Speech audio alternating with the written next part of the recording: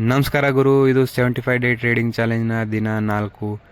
ಸೈಡ್ವೇಸ್ ಮಾರ್ಕೆಟ್ನಲ್ಲಿ over trading control ಮಾಡಬೇಕು ಅಂದರೆ ಈ ವಿಡಿಯೋ ಕೊನೆವರೆಗೂ ನೋಡಿ.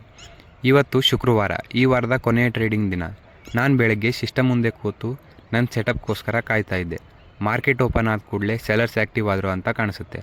ಯಾಕಂದರೆ ಮಾರ್ಕೆಟ್ ಗ್ಯಾಪ್ ಡೌನ್ ಓಪನ್ ಆದ ಕೂಡಲೇ down side big bar candle form ಆಯಿತು. ಅದಾದಮೇಲೆ ಲೋವರ್ ಲೋ ಫಾರ್ಮೇಷನ್ ಮಾಡ್ತಾ ಡೌನ್ ಸೈಡ್ ಮೂವ್ ಆಗ್ತಿತ್ತು. ಆದರೆ ಪ್ರೀಮಿಯಂ ಸರಿಯಾಗಿ ಏರ್ತಿರಲಿಲ್ಲ. ಪ್ರೀಮಿಯಂ ಪೂರ್ತಿ ಡಿಕೆ ಆಗ್ತಾಯಿತ್ತು. ಇದರಿಂದಾಗಿ ನನ್ನ ಬ್ಯಾಕ್ ಟು ಬ್ಯಾಕ್ 2 SL ಇಟ್ಟಾಯಿತು. ಯಾವ ಕಡೆ ಮತ್ತು ಹೇಗೆ ಅಂತ ನೋಡೋಣ ಬನ್ನಿ. ನೀವು ನೋಡ್ಬೋದು, ಇದು ಮಾರ್ಕೆಟ್ ಕ್ಲೋಸ್ ಆದಮೇಲೆ ರೆಕಾರ್ಡ್ ಮಾಡ್ತಿರೋದು.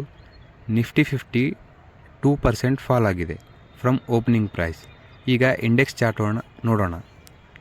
ಇದು ನಿಫ್ಟಿ 50 ಇಂಡೆಕ್ಸ್ ಚಾರ್ಟ್. ನೀವು ನೋಡ್ತಿದ್ದೀರಾ, ಬೆಳಗ್ಗೆಯಿಂದ ಮಾರ್ಕೆಟ್ ಕಂಟಿನ್ಯೂ ಫಾಲ್ ಆಗ್ತಿದೆ. ಅರೌಂಡ್ 340 ಪಾಯಿಂಟ್ಸ್ ಫಾಲ್ ಆಗಿದೆ.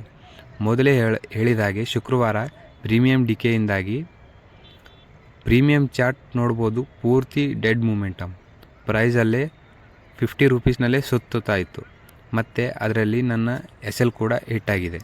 ಫಸ್ಟ್ ಟ್ರೇಡ್ ಪುಟ್ ಸೈಡ್ ತೊಗೊಂಡಿದ್ದೆ ಅರೌಂಡ್ 10-20 ಗಂಟೆಗೆ. ಒಂದೇ ಕ್ಯಾಂಡಲ್ನಲ್ಲಿ ಎಂಟರ್ ಆಗಿದ್ದ ಕೂಡಲೇ ಅದೇ ಕ್ಯಾಂಡಲ್ನಲ್ಲಿ ನನ್ನ SL ಹಿಟ್ಟಾಯಿತು. ಸೆಕೆಂಡ್ ಟ್ರೇಡ್ನಲ್ಲಿ ಸೇಮ್ ಸ್ಟ್ರಾಟಜಿ ಯೂಸ್ ಮಾಡಿ ಟ್ರೇಡ್ ತೊಗೊಂಡಿದ್ದೆ. ಸ್ಪಾಟ್ನಲ್ಲಿ ಟಾರ್ಗೆಟ್ ಅಚೀವ್ ಆಗಿದೆ, ಬಟ್ ಪ್ರೀಮಿಯಂ ಡಿಕೆ ಕಾರಣ ಪ್ರೀಮಿಯಂನಲ್ಲಿ ನನ್ನ SL ಹಿಟ್ಟಾಗಿದೆ. ಅದಕ್ಕೆ ನನ್ನ ರೂಲ್ಸ್ ಪ್ರಕಾರ ಪರ್ ಡೇ 1 or 2 ಟ್ರೇಡ್ಸ್ ಮಾತ್ರ. ಸೊ ಹಾಗಾಗಿ ನಾನು ಓವರ್ ಟ್ರೇಡಿಂಗ್ ಮಾಡದೆ ಸಿಸ್ಟಮ್ ಕ್ಲೋಸ್ ಮಾಡಿ ಮಲ್ಕೊಂಡ್ಬಿಟ್ಟೆ. ಯಾಕಂದರೆ ಕ್ಯಾಪಿಟಲ್ ಕಳ್ಕೊಂಡ್ರೆ ಮತ್ತೆ ಸಿಗಲ್ಲ, ಆದರೆ ಟ್ರೇಡ್ಸ್ ತೊಗೊಳ್ಳೋಕ್ಕೆ ಡೈಲಿ ಚಾನ್ಸ್ ಇರುತ್ತೆ. ಅದಕ್ಕೆ ನಿಮ್ಮಿಂದ ಓವರ್ ಟ್ರೇಡಿಂಗ್ ಕಂಟ್ರೋಲ್ ಆಗದಿದ್ದರೆ ಬ್ರೋಕರ್ ಆ್ಯಪ್ನ ಕಿಲ್ ಸ್ವಿಚ್ ಬಟನ್ ಯೋಚನೆ ಮಾಡ್ದೇ ಒತ್ಬಿಡಿ. ಮುಂದಿನ ವಿಡಿಯೋದಲ್ಲಿ ಮತ್ತೆ ಟ್ರೇಡ್ ಮಾಡೋಣ. ಅಲ್ಲಿವರೆಗೂ ಲೈಕ್ ಮಾಡಿ, ಫಾಲೋ ಮಾಡಿ, ಸಬ್ಸ್ಕ್ರೈಬ್ ಮಾಡಿ. ಮುಂದಿನ ವಿಡಿಯೋದಲ್ಲಿ ಸಿಗ್ತೀನಿ. ಓಕೆ, ಬಾಯ್.